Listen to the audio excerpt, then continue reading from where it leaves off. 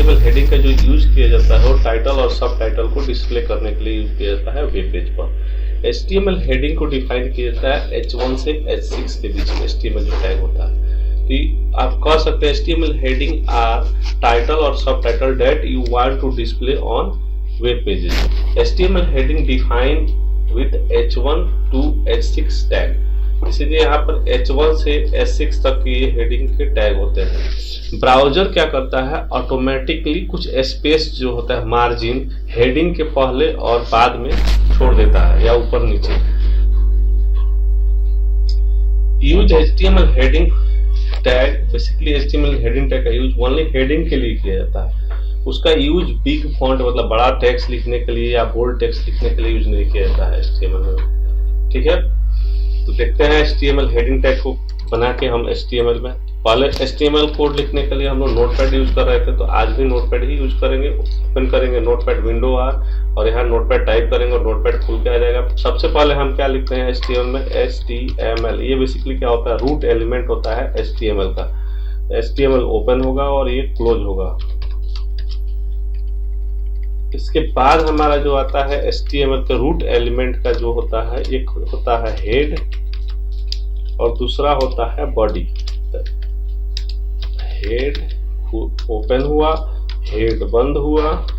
Head के अंदर basically जो यूज होता है, जैसे मेटा टैग यूज करना है, टाइटल यूज करना है, CSS यूज करना है, बाहर से कोई जावास्क्रिप्ट फाइल यूज करना है, इस सब चीज के लिए हेड टैग यूज किया जाता है। पेज का टाइटल देना है उसके लिए भी हेड टैग यूज होता है। जैसे यहाँ पर मैं टाइटल टाइप करता हूँ, TITL टाइटल टाइप करता हूँ, टाइटल में दे देता हूँ हेडिंग।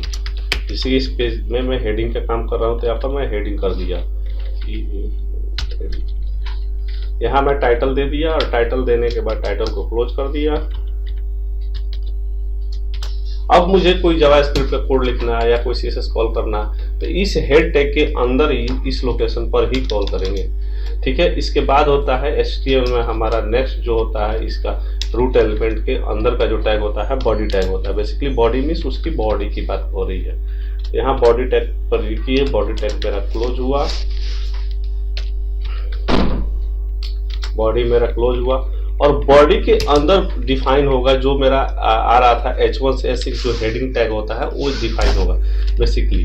तो अब इसके अंदर मैं क्या करता हूँ, H1 से H6 यहाँ डिफाइन कर देता हूँ। H1 और H1 ओपन हुआ, H1 क्लोज हुआ। फिर इसके अंदर मैं डाल देता हूँ हेडिंग, हेडिंग 1। इसी तरह से H2, H3, H4 में यहीं से ले लेता हूं, मैं जो पहले से लिख रखा हूं। तो ये बेसिकली मेरा आ गया हेडिंग 6 तक के सारे कंटेंट।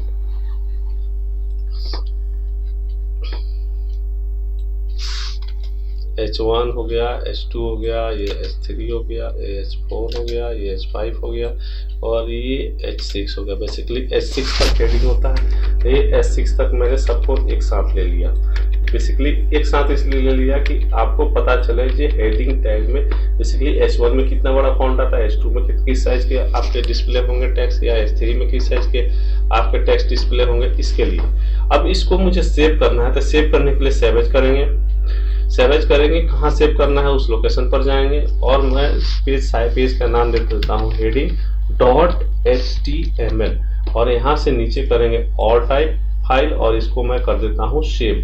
ये सेव हो गया। अब इस फाइल को रन करने के लिए मुझे डेस्कटॉप पे जाना होगा जहाँ मेरा फाइल सेव हुआ। ये रहा हेडिंग नाम से, इस पर मैं डबल क्लिक करूंगा, ये मेरा ब्राउजर में खुल के आ गया। तो हेडिंग 1 H1 जो टैग था हेडिंग 1, इसका साइज जो है हमारा इतने बड़ा है। H2 का साइज उससे छोटा, H3 का उससे छोटा, H4 का उससे छोटा, H5 का उससे छोटा, H6 का उससे छोटा। तो ये मेरे बेसिकली हेडिंग के लिए यूज होता है हेडिंग टैग। हेडिंग टैग से रिलेटेड जितने भी था ये बेसिकली हेडिंग टैग हो गया। हेडिंग टैग में बेसिकली ध्यान रखना है उसके H1 और H2, H3, H4, 5, 6 को बेसिकली यूज करना है हेडिंग के लिए, नॉट फॉर बिग टेक्स्ट के लिए। ओके, मेन जो होता है इसमें H1 होता है जो बेसिकली बड़े हेडिंग के लिए यूज किया जाता है या SEO के पर्पज से यूज होता है, जहां SEO को रीड करता है, या मेन हेडिंग जो होता है वो H1 ही होता है।